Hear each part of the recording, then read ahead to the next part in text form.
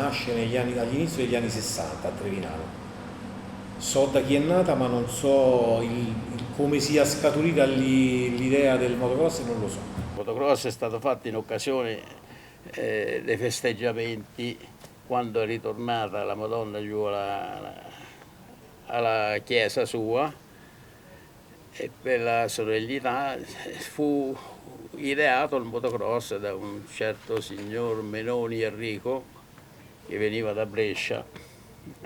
che lo conosceva il motocross. Qui non era solo a Viterbo, ma poca cosa. Nacque questa cosa, io mi ricordo che ero bambino e già c'era un passaggio che era dentro il paese, questa corsa di motocross, partivano, diciamo, la partenza era data lì nella piazzetta dove c'è il monumento ai caduti,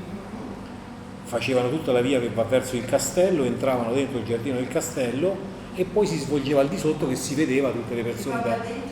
dentro il paese, sì. Sotto la balsa,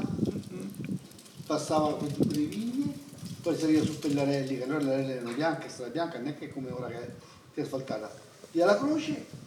poi passano qua qui. E in un anno, non ricordo l'anno preciso, 67 o 68 forse, o 69, però comunque alla fine degli anni 60 ci fu anche un brutto incidente con un corridore che morì e da lì poi fu deciso di spostarlo, farlo solo al di sotto, si vedeva sempre da sopra dal paese, dal muraglione, e poi dopo invece negli anni 70, precisamente 75-76, realizzammo un circuito definitivo che si trova al di sotto del Podere Trevinan Vecchio, dove c'è il campo sportivo, la zona del campo Trevinan Vecchio, il Podere si chiama proprio così, ed ci si accede dalla chiesetta di San Rocco, che è la chiesetta quella fuori dal paese andando verso San Casciano, sulla strada, da lì si scende giù. Lì realizzammo questo circuito definitivo e nel quale poi abbiamo organizzato, dico abbiamo perché io ero parte attiva cioè da comitato si trasformò in motoclub, il motoclub, io ero parte attiva nel senso che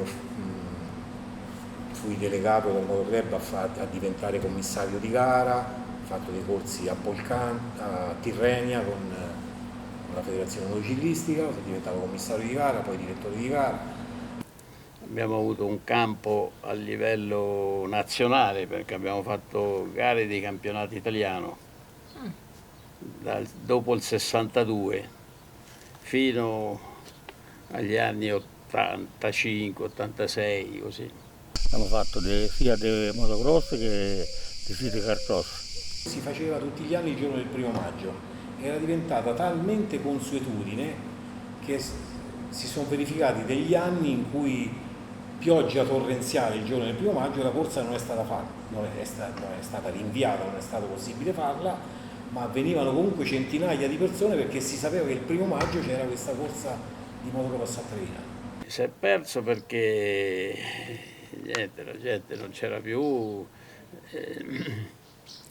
e siccome ci voleva, essendo un diciamo crossodromo nazionale, ci voleva il campo abilitato che ci avevamo, però dopo è stato comprato da un signore qui sotto. E finita a quel modo.